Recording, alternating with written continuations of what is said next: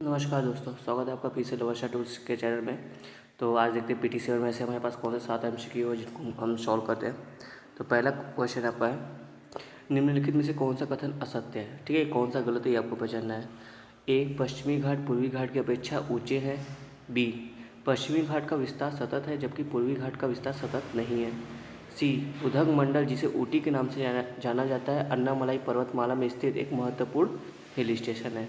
D, पूर्वी घाट का सबसे ऊंचा शिखर जिंदगाड़ा है। ठीक है दोस्तों, ये 4 स्टेटमेंट आपको बता रहे हैं इसमें कौन सा गलत है।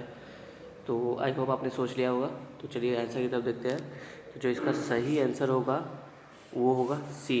सी गलत है। क्यों?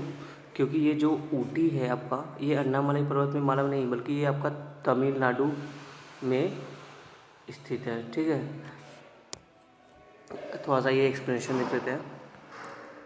पश्चिमी घाट पूर्वी घाट की जो औसतन ऊंचाई देखो 600 मीटर, जबकि पश्चिमी घाट की औसतन ऊंचाई 900 मीटर। इस हिसाब से पश्चिमी घाट जो भी ज़्यादा ऊंचा है पूर्वी घाट की अपेक्षा। ठीक है, पश्चिमी घाट का विस्तार सतत है जबकि पूर्वी घाट का विस्तार सतत नहीं है, ये अनियमित है। पश्चिमी घाट में जो भी पर्वतीय वर्षा होती है। और समझते हैं पूर्वी घाट का सबसे ऊंचा शिखर कौन सा है? जिंदगाड़ा है। ठीक, और यहाँ पे महेंद्रगिरी भी कुछ चोटी पाई जाती है, ये भी थोड़ा सा इंपॉर्टेंट। और ये देखो इस जो पूर्वी घाट है इसका जो कि काफ़ी अपर्दन भी हो चुका है। ठीक है दोस्तों, चलते हैं नेक्स्ट क्वेश्चन की तरफ। नेक्स्ट क्वेश्चन देखते क्या है। स्वदेशी आंदोलन के संदर्भ में स्वदेशी आंदोलन के संदर्भ में नीचे दिए गए कथनों पर विचार करें। 1, जिन स्कूलों एवं कॉलेजों के छात्र स्वदेशी आंदोलन में सक्रिय रहे उन्हें प्राप्त सरकारी सहायता एवं विशेषाधिकार छीन लिए गए। सेकेंड स्टेटमेंट है हमारा, इस आंदोलन में स्त्रियों की सक्रिय भागीदारी थी। थर्ड स्टेटमेंट है, स्वदेशी आंदोलन केवल बंगाल तक ही सीमित था। ठीक है, 3 स्टेटमेंट है। आपसे पूछा कि इसमें से कौन सा सही है। ठीक है, इसे यहाँ लिखा नहीं, मैं आपको बता रहा हूँ, इसमें आपको बता रहा है कि कौन से स्टेटमेंट सही है।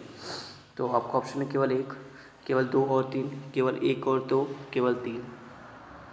तो इसका जो सही आंसर होगा दोस्तों, इसमें देखो जिन स्कूलों एवं कॉलेजों के छात्र स्वदेशी आंदोलन में सक्रिय थे उनसे विशेषाधिकार छिले गए थे, ये बात तो सही है। ठीक है, स्त्रियों की भी भागीदारी इसमें सक्रिय थी, ये भी सही है। लेकिन यह केवल बंगाल तक सीमित नहीं था। तो तीसरा स्टेटमेंट करता है ये, क्योंकि मुंबई, मद्रास, वहाँ तक भी ये स्वदेशी आंदोलन का प्रचार प्रसार हुआ था, बहिष्कार किया गया था लोगों का, वो अंग्रेजी सामानों का भी। ठीक है, तो इस हिसाब से 3 गलत है। 3 गलत है तो हमारा कौन सा ऑप्शन सही होता है? हमारा ऑप्शन सही होता है 1 और 2, सी वाला। ठीक है दोस्तों, चलिए देखते हैं आगे नेक्स्ट क्वेश्चन। क्वेश्चन नंबर 3 हमारा कहता है कि 1916 के कांग्रेस के लखनऊ अधिवेशन के संबंध में नीचे दिए गए कथन पर विचार करें। लखनऊ अधिवेशन जो 1916 था उस पर आपको कुछ स्टेटमेंट दिए गए। एनी बेसेंट ने इसकी अध्यक्षता की थी। इस अधिवेशन में कांग्रेस के नरमपंथी एवं गर्मपंथी दल के नेताओं में पुनः एकता स्थापित हुई। इस अधिवेशन में कांग्रेस ने मुस्लिमों के पृथक निर्वाचन मंडल के सिद्धांत को स्वीकार कर लिया। ठीक है, 3 स्टेटमेंट में आपको बताना कौन से सही है इसमें से, फिर से आपको पुनः वही बताना कि सही कौन सा है। ठीक है, ऑप्शन ए है केवल 1, ऑप्शन बी है केवल 2 और 3, ऑप्शन सी है 1 और 3, ऑप्शन डी है कि सभी सही है 1, 2, 3। तो इसका जो सही आंसर होगा दोस्तों वो होगा आपका 2 और 3, ये गलत है। क्यों? क्योंकि जो 1916 का वो हुआ था अधिवेशन, उसमें जो है कि आपका एनी बेसेंट ने अध्यक्षता नहीं की थी। देखते कौन किसने अध्यक्षता की थी। 1916 के कांग्रेस अधिवेशन में इसकी अध्यक्षता अंबिका चरण मजुमदार ने की थी। ठीक है, तो आपको समझ में आ गया होगा कि ये किसने अध्यक्षता की थी, अंबिका चरण मजुमदार ने। और बाकी ये जो 2 स्टेटमेंट है कि नरमपंथी दल और गर्मपंथी दल आपस में एक हो गए थे और मुस्लिम के पृथक निर्वाचन मंडल का सिद्धांत भी कांग्रेस ने स्वीकार कर दिया, ये दोनों सही है। ठीक है दोस्तों, आप एक्सप्लेनेशन से पढ़ सकते हैं। देखते हैं नेक्स्ट क्वेश्चन की तरफ। क्वेश्चन नंबर 4, पेमेंट बैंक या भुगतान बैंक के संबंध में विचार करें। यह चालू और बचत खाता खोल सकता है, म्यूचुअल फंड, बीमा, पेंशन उत्पादों का वितरण कर सकता है, यह क्रेडिट कार्ड जारी कर सकता है। आपके पास 3 ये स्टेटमेंट आपको बताना है इसमें से कौन सा सही है। ए केवल 1 और 2, बी केवल 2 और 3, सी 1 और 3, डी 1, 2, 3 सभी। तो इसका जो सही आंसर होगा दोस्तों, यह चालू और बचत खाता खोल सकता है, यह सही है। म्यूचुअल फंड, बीमा, पेंशन उत्पादों का वितरण कर सकता है, ये भी सही है। यह क्रेडिट कार्ड जारी नहीं कर सकता दोस्तों, ये गलत है। थर्ड वाला स्टेटमेंट गलत है, क्योंकि पेमेंट बैंक को आरबीआई ने ये अधिकार नहीं दिया है कि वो क्रेडिट कार्ड भी जारी कर सके। ठीक है, तो तीसरा गलत है। तो इस हिसाब से हमारा देखो जहाँ जहाँ 3 उसको काट देते हैं। ये आपका कट गया, ये आपका कट गया, ये भी कट गया, आपका ए वाला ऑप्शन सही है, ए कर दो। ठीक है, चलते आगे देखते क्या है, कौन सा क्वेश्चन है। क्वेश्चन नंबर 5, भारत में वित्तीय आपात के संबंध में निम्नलिखित कथनों पर विचार करें। ठीक है, इसकी उद्घोषणा का प्रस्ताव संसद के दोनों सदनों द्वारा अनिवार्य रूप से विशेष बहुमत से अनुमोदित किया जाना चाहिए। ओके, सेकेंड स्टेटमेंट है, अनुमोदित होने के बाद वित्तीय आपात अधिकतम 1 वर्ष की अवधि के लिए जारी रहता है। थर्ड स्टेटमेंट है, 1991 के आर्थिक संकट के दौरान वित्तीय आपात लगाए गए थे।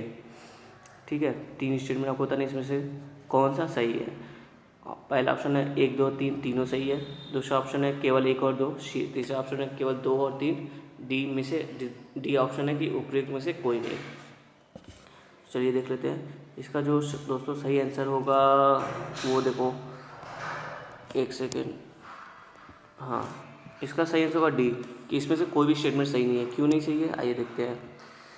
जैसे ये आपको बोला है पहला वाला स्टेटमेंट कि इसकी घोषणा का प्रस्ताव संसद के दोनों सदनों द्वारा अनिवार्य रूप से विशेष बहुमत से अनुमोदित, ये गलत है, साधारण बहुमत से अनुमोदित किया जाना है। ठीक है, दूसरा स्टेटमेंट क्या है, अनुमोदित होने के वित्तीय आपात अधिकतम 1 वर्ष। ऐसा नहीं है दोस्तों, ये अनिश्चित काल के लिए हो सकता है, जब तक कि इसको खारिज करने का राष्ट्रपति इसको खारिज न कर दे। ठीक है, तब तक ये अगर एक बार लग गया तो ऐसा कोई फिक्स टाइम नहीं कि इतने ही टाइम तक रहेगा। ठीक है, थर्ड स्टेटमेंट क्या कहता है हमारा, 1991 का आर्थिक संकट के दौरान वित्तीय आपात लगा, जी नहीं, अभी तक हमारे देश की ये अच्छी बात है कि अभी तक एक बार भी वित्तीय आपातकाल नहीं लगा, भले ही 1991 का आर्थिक संकट था तब भी नहीं लगा था। ठीक है, तो इस हिसाब से डी ऑप्शन हमारा सही रहता है। आइए नेक्स्ट क्वेश्चन की तरफ देखते हैं। नासा का पंच मिशन संबंधित है, जो नासा का पंच मिशन किससे संबंधित पूछा है, मंगल ग्रह पर खनिजों के लिए, क्यूपर बेल्ट के अध्ययन के लिए, ब्लैक होल की घटना के अध्ययन के लिए, सूर्य के कोरोना के अध्ययन के लिए। इजी क्वेश्चन है दोस्तों, आप आराम से कर सकते हैं। चलिए, तो इसका सही आंसर है डी, सूर्य के कोरोना के अध्ययन के लिए। ठीक है, नासा का पंच मिशन है।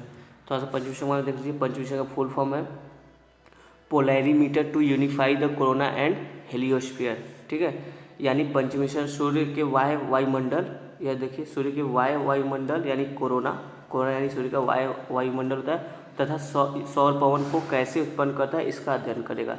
जो सूर्य का वायुमंडल कोरोना है और वह सौर पवन को कैसे उत्पन्न करेगा उसका अध्ययन करेगा। इस मिशन